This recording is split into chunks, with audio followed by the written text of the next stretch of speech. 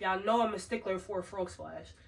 That frog splash, girl, that frog probably was on cocaine for 5 months. It used to be a drug mule for the cartel and on its way to America collecting 5 quarts.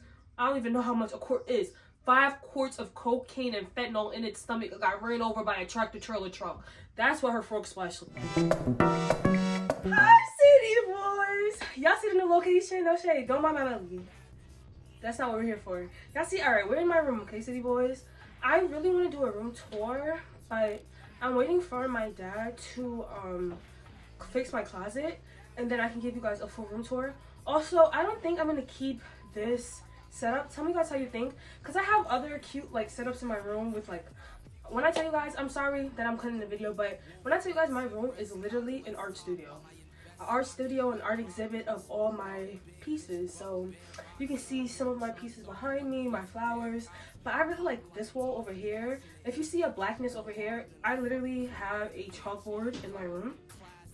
If you hear chewing or munching sounds, it's my guinea pig. He's eating his carrots and his hay, so don't mind that. Hey city boys.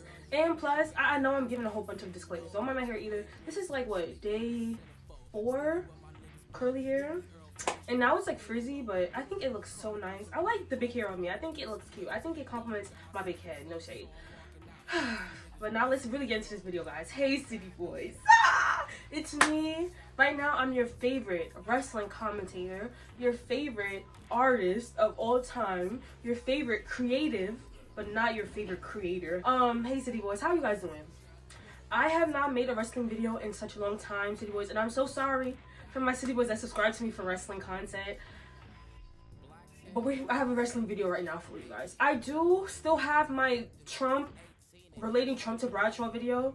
I have the script and everything. I just don't know why I have not made a video. But now I kind of want to do like Trump, Bradshaw, and the DiBiase's. Because there's so many, I don't know, there's so many connections. We'll get to that when we get to that. But today we're going to be talking about Wrestlemania 42, city boys. I already told you guys in one of my like wrestling videos how I feel about current WWE. I think I talked about that in the John Cena retirement match. And I wasn't planning on watching Wrestlemania 42. I really wasn't. But then my best friend, she was watching with her boyfriend, and then she told me how she was feeling about it, and I was like, oh, I guess I gotta watch it. I watched it. I took some notes, city boys. I took some notes. I'm not gonna talk about every single match, because honestly, not every match deserves to be spoken about. We're just gonna talk about what I wrote down, and then we're gonna get to my final notes, okay? So the first match that I want to talk about is Obafemi versus Brock Lesnar, okay? So what I wrote, I'm gonna read you what I wrote, okay? Y'all know I'm a sucker for big men wrestlers. I love big men wrestlers because every move that they do, for the most part, unless they're sloppy, it looks so hard impact. It looks amazing, honestly. It's very easy for a big man to sell his moves because he's big as hell. So Obafemi versus Brock Lesnar is big man versus big man, which I'm excited for.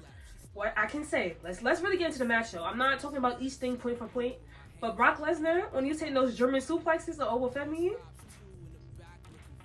I am a sucker for a German suplex. Like, I don't know. I was like, okay, I liked how every time Brock Lesnar like countered Obafemi, like he ate it. Like he visibly ate the hits, right? Then, right, we're watching the same thing, right? Brock Lesnar gave him the F5, right? Obafemi eats the F5, and we're gonna get into this a little bit further down into the rest of the matches. This one was not as bad, but I realized ever since Vince McMahon left the WWE, well, ever since Vince McMahon stepped down from the WWE, I realized that there has been a very bad pacing problem in these matches. Like, we already know that this is all scripted, okay? We already know kayfabe is done, kayfabe is gone, whatever. But that doesn't mean that you can't sell anymore. You know what I mean? And like, you know, like a wrestler will wait a couple seconds until it's time for them to hit their move because, you know, the crowd is going crazy, the person is turned, and another person, you know what I mean? They need to tighten it. Like, it's just too, what I'm trying to say is just too predictable. That's what I'm trying to say. Obafemi's choke slam to Brock Lesnar, he ate that. I ain't gonna hold you, he ate that. And he picked him up like a little baby. He said, pick him up like a baby. Drop me like a baby. Take a baby. That's how he did him. I liked it. But the only thing I don't like about that match, for one, is how Obafemi reacted to him beating Brock Lesnar. okay? The whole thing, the appeal of Obafemi, his character, is he's supposed to be the ruler, right? Would a ruler be surprised if he beat somebody that he thought was insignificant to him? It's kind of like in Game of Thrones when Khal Drogo was beating up one of his subordinates because they talked down on Khaleesi, and you know the guy pressed his knife, he pressed his body into the knife and all that, and when he beat him, he didn't go, "Ooh, ooh, ooh, ooh, I just beat him. No, duh, you're supposed to beat him. You're the ruler. Like, no, duh, the ruler or the king is supposed to beat anybody who they see fit. I wanted him to give more of a like, ooh, like puff up my chest type of, you know what I'm saying? Let me just read what I wrote in my notes, okay? I don't like his reaction after. That's supposed to be for the audience. Literally, Obafemi's reaction was supposed to be an audience reaction. And that's the problem I have with wrestling nowadays, is that these wrestlers are all fans. You're fans of each other. That can be off screen. But on the stage, you're supposed to see yourself bigger than Brock Lesnar. You shouldn't care how much time and years Brock Lesnar had in the game. You're supposed to see yourself as better. So why are you acting fanned out because you beat Brock Lesnar? Do you understand what I'm trying to say? Like, I thought it was so lame. No ruler is going to be fanned out by a country steroid juiced up white man. Period. No shade.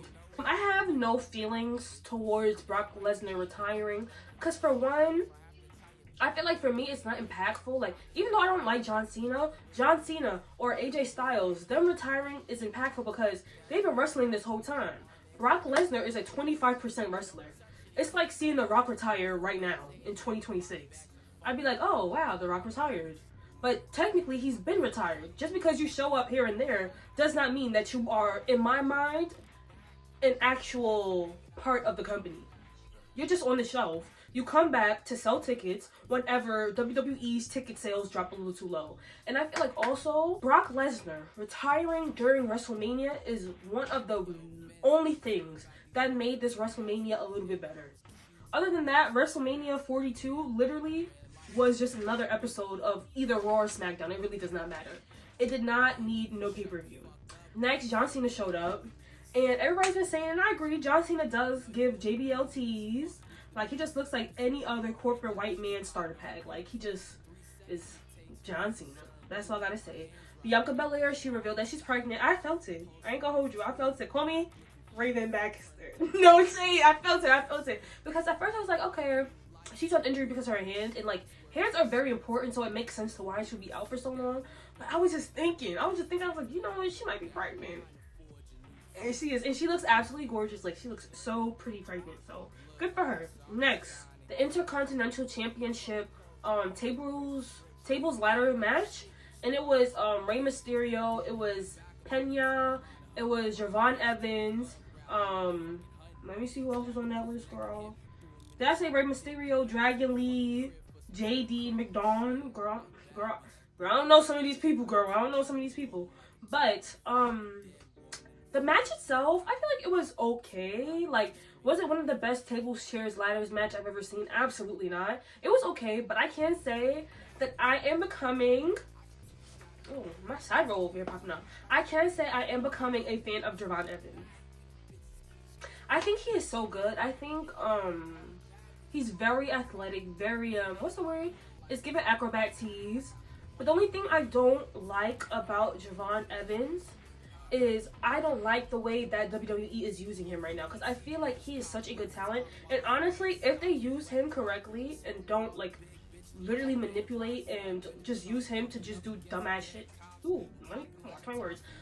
Use him to just do stupid stunts and hurt himself. He can be like a oh, I don't even want to make him that, because then it just gives Sambo. Because I was about to say he could be like another R-Truth, but I just mean as in like the length of his career.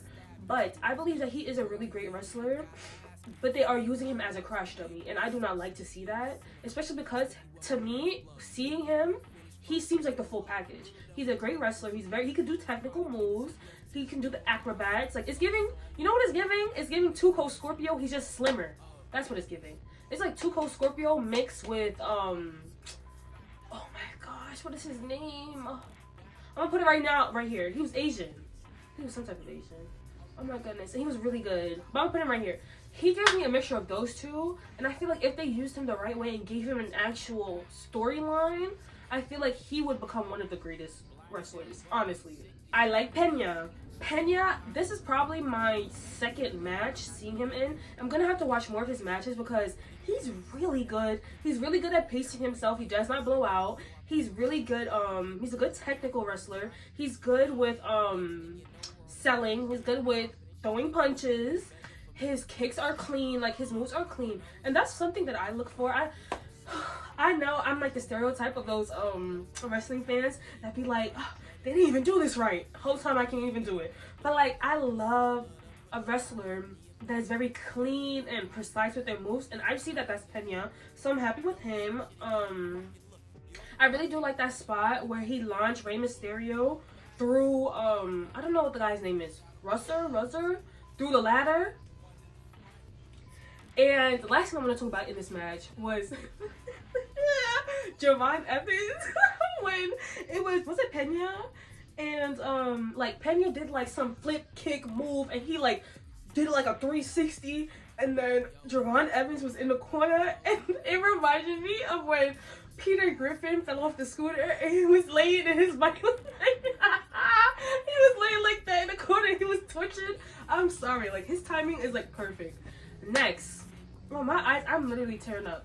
My next match we're gonna talk about is Roman Reigns versus CM Punk. I'm gonna preface this by saying I used to not like Roman Reigns. This was like, I feel like honestly he's very corny.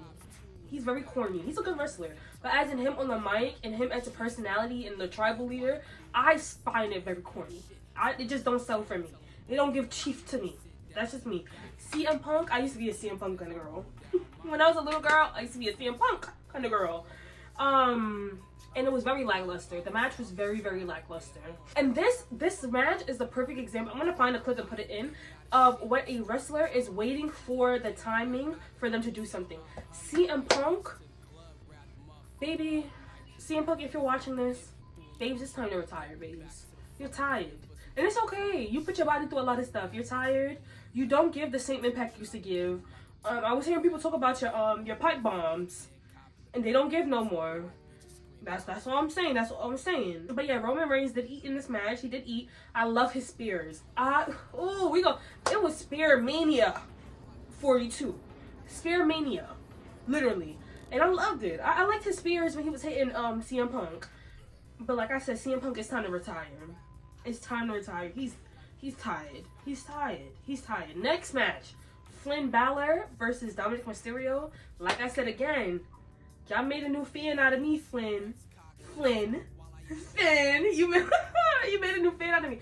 First, I want to say, in the beginning of the match, like, I believe this is the introduction to his, like, demon character. I don't play about them demons. I don't play about them demons.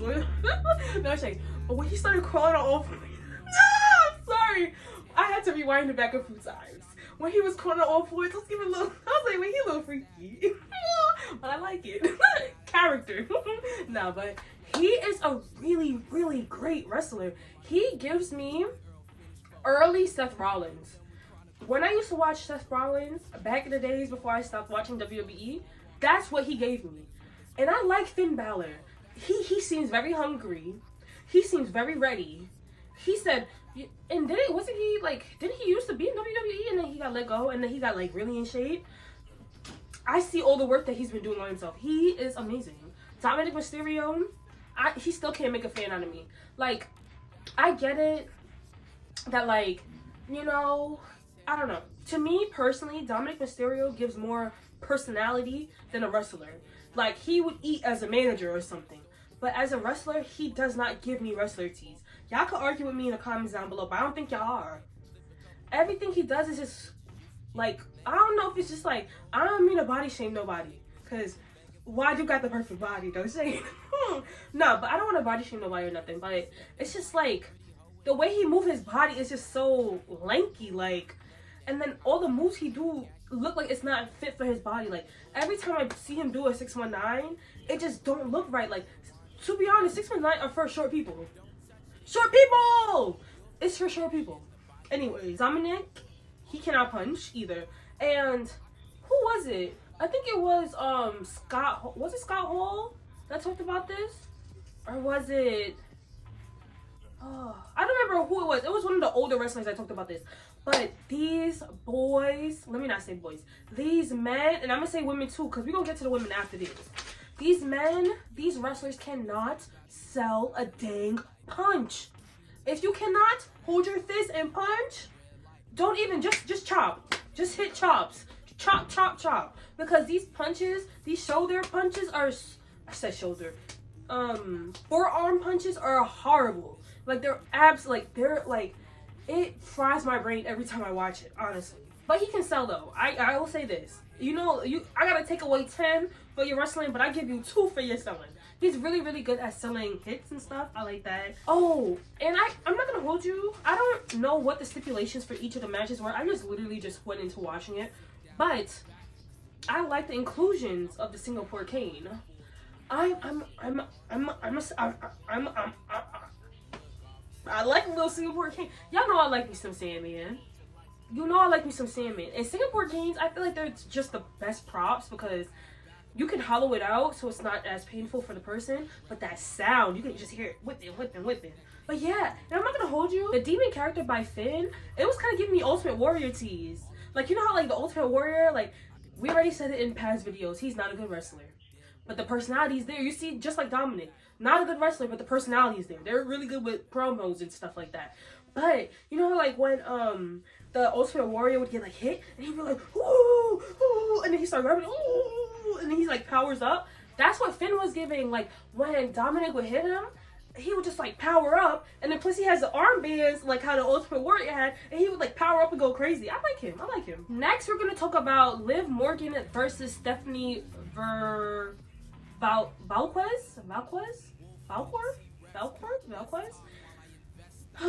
Alright, I don't have really much to say about this match, but I do like Stephanie. I think she's a really great wrestler. If it was up to me, I don't know, watching the match and I had to choose, let's say this wasn't scripted, watching the match, I literally could say, in my opinion, take away the interferences in the match, I think it's like a 55-45. Is that how math goes? 55-45. Yeah, I think it's a 55-45. I'll give 55 to Stephanie, 45 to Liv Morgan. I did like Liv Morgan putting the 3 amigos in there. I really like that. You know, the 3 German suplexes back to back. Rest in peace, Eddie Guerrero. But you know we gotta talk about it. You know I'm a stickler for a frog splash. Y'all know I'm a stickler for a frog splash. That frog splash. Girl, that frog probably was on cocaine for 5 months. It used to be a drug mule for the cartel and on its way to America collecting 5 quarts. I don't even know how much a quart is. 5 quarts of cocaine and fentanyl in its stomach got ran over by a tractor trailer truck. That's what her frog splash looked like. Her frog splash looked like Cody Rhodes' frog splash. That half-ass frog splash. I was about to say something else, but I caught myself. We're going to talk about Seth Rollins versus Gunther. Gunther. I can't even say Gunther. Gunther is still just a sloppy ass wrestler. One thing I can say though, is he did get his body a little tighter. It ain't T, but it's T for tight. Not T for T, if you get what I mean. So I can say that one thing for him. He don't look as nasty built anymore. But he still is not a good wrestler to me. Like I don't know, like it's just I don't know. I'm trying to think about like what is missing in wrestling. Like it's like they would have the personality but they can't wrestle, or they can wrestle and they have the personality but they're not getting pushed, or they get the push and they have nothing. They just have the people behind them pushing them. You get what I'm trying to say? Like it's just anyways, I do like Seth Rollins. I don't know, but I don't know how to think. When I tell you, I don't really have any good thoughts about this match except for the ending part. Seth Rollins, you see how I brought up the chopping before? Seth Rollins was chopping. I think he was chopping Cass with a friendly ghost. I don't know who he was hitting. Them chops was so nasty, so messy. And then Gunther over here like this, looked like a damn mess. I can't stand him. But I do like Seth Rollins when he does his curb stop though. He was eating those. Oh wait, can I go back a little bit? I missed this part. No, I missed this when I was talking about Finn Balor. Was it Finn Balor? And he kept taking the chair, and instead of doing like a frog splash, it was like a frog stomp. And it was like he would have that, like, he would stomp on his chest. He ate that. As soon as Finn Balor did that, he became one of my faves of the new gen. He became one of my faves. Back to Seth Rollins and Gunther. I like the curb stomping. It was cute. Gunther put him in a sleeper or whatever. Then Seth Rollins ended up getting like a head up on Gunther, and then Braun Breaker comes. Yo, when I tell you, I'm not gonna talk about this match, so I'm just gonna throw it in real quick. The Jacob Fatu versus you see how my brain just blinked like that? Because that match was so it really did not matter. But one thing I realized in that match is that Jacob Fatu, I'm not a fan, I already said this a long time ago, he runs in like slow motion. Like, he literally runs in slow motion. So imagine Jacob Fatu being in Braun Breaker's position, hitting that freaking spear from the freaking top of her hand, running down to hit the spear. Girl, the match would have already been over by the time we got to that end, no shade. But that spear, oh my gosh, that is the way to come out of freaking injury reserve. That's the way to come out of injury reserve. He ate that. And then, I'm not gonna hold you, but when I watched him spear him, you know what I was thinking about? The good old times of his daddy. He ain't not like his daddy, but he could be like his uncle. That's what I can say. He could be like his uncle. You don't gotta be like his daddy, girl. Don't tell you. Next match, we're gonna talk about Cody Rhodes versus Randy Orton. So leading up to this match, they make Randy Orton turn heel, okay? So we're thinking, oh my gosh, we're gonna get the voices in my head. They talk to me, they understand, they talk to me. That's what we thought we were gonna get, right? Okay, Randy comes out with Pat McGrath, girl. I don't care what his last name is, girl. Pat McAfee. Girl, Pat McConaughey. He comes out with Pat McConaughey, and he turns. No, first it's Cody fighting Pat McConaughey, and then he's trying to put Pat McConaughey through the table, the announcer table. Which, that's another thing. Everybody's going through the announcer table during WrestleMania 42. Everybody, I feel like that's what changes, and that's what makes things not feel as impactful. That's what makes things not feel as important. If almost every other match, somebody's going through an announcer table. You know what I mean? It's just like if every match people led. It'd be like, oh my gosh, I would like it personally. But as in trying to build significance in a match, it's not going to do that. It's going to defeat the whole purpose. But, okay, so he's supposed to put Pat McConaughey through the table. And then Jelly Roll comes out of nowhere. And it's like, nah, man. No, let me talk like a Jelly Roll. No, man. I don't know how Jelly Roll speaks. No, man. I got this, man. And his big, fat, skinny self, with his knock knees, stands, hit one of these, jumps through the table. He barely left the floor. Can we talk about that, please? He barely left the floor. He got off the floor probably 0.5 of a centimeter. Big, fat self jumped and flapped like Hulk Hogan would drop with that leg drop. No momentum. How, who was it, the Ultimate Warrior? How he do his finisher? No, nothing. No, just laid on top of him. Cool, Pat goes back there, he gets a neck brace. Now it's Cody versus Randy. They're fighting. Cody is not giving babyface, because last time I checked, my example of the perfect babyface and like how a babyface is supposed to act. Let me get a drink.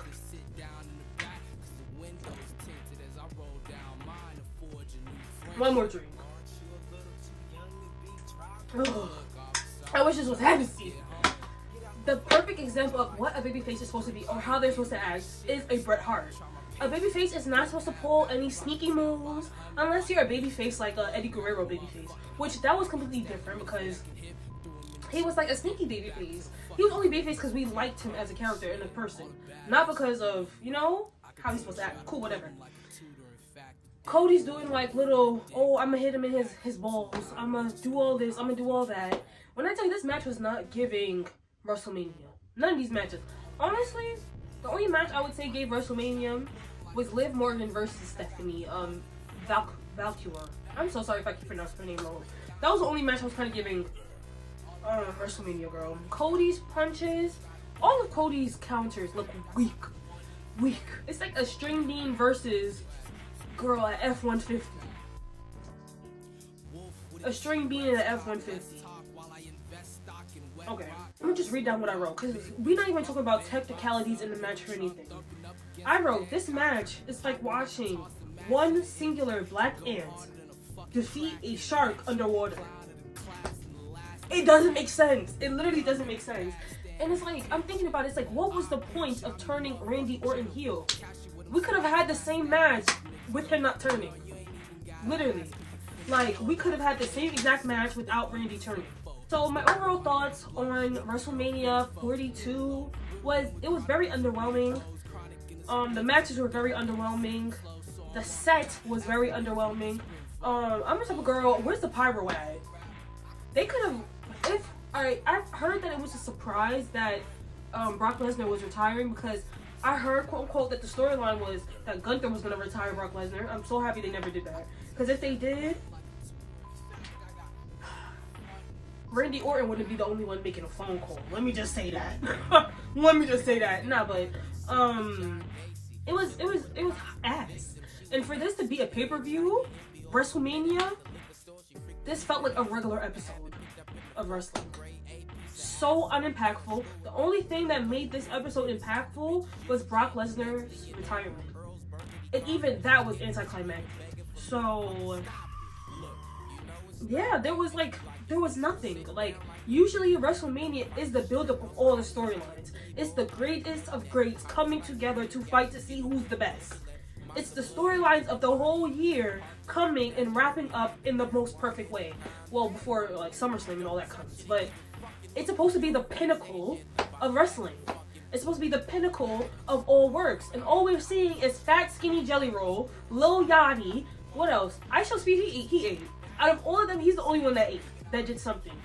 In my personal opinion, yes, celebrities belong in wrestling to an extent, as in to sell tickets. But if you have a celebrity, like a Jelly Roll, interfering with matches and they serve no purpose, now that's where we come into the territory of you're just destroying a product. Like, I don't know what the writing room is missing. I don't know if it's because, cocaine and steroids is illegal. But it's so horrible. And I can see why they're in so many, I don't know how many millions of dollars they're in debt. And you can see right now with the product that they are pushing out. They're literally throwing anything at the wall. Listen to the audience. That's all I gotta say. Listen to your audience. Next thing I want to talk about is ads. I talked about this in my John Cena video, his retirement video.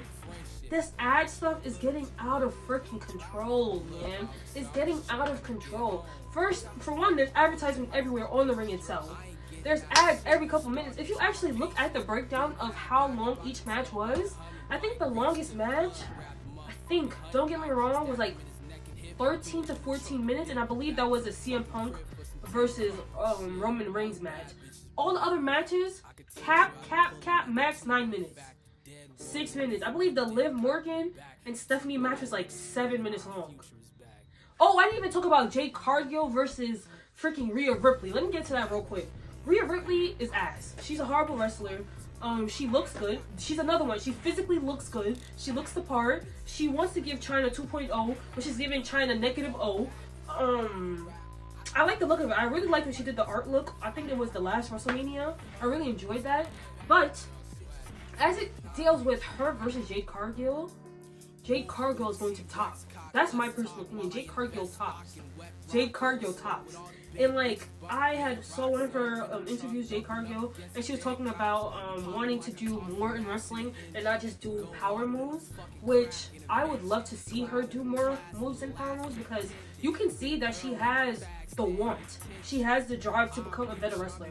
I cannot say that about a lot of these other wrestlers in here, like Gunther. I don't see no drive in Gunther, but I see the drive in Finn. I don't see the drive in, I'm gonna be honest, I don't see no drive in the Fatus. Not the Fatus, in the Usos. I don't see no drive in the Usos, but you can see the drive and the dedication in Jerron. I don't see the drive in,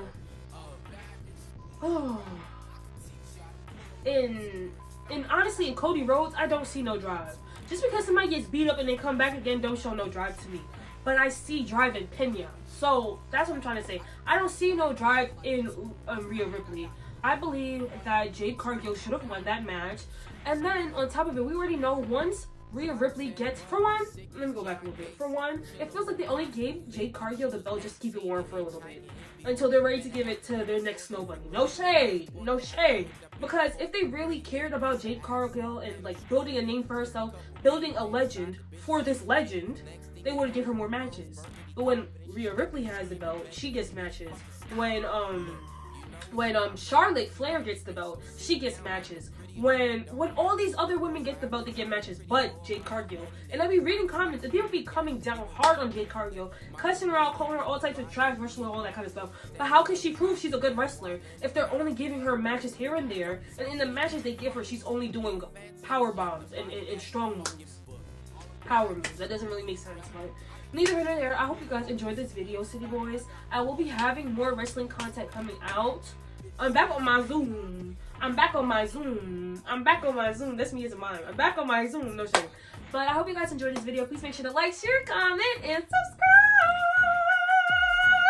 subscribe. No shade, City Boys. I do not like that angle. I feel like my face is already fat, but it makes everything of me look super fat. And I'm not fat. Like, I'm really skinny. Well, I'm not skinny. That's a lie.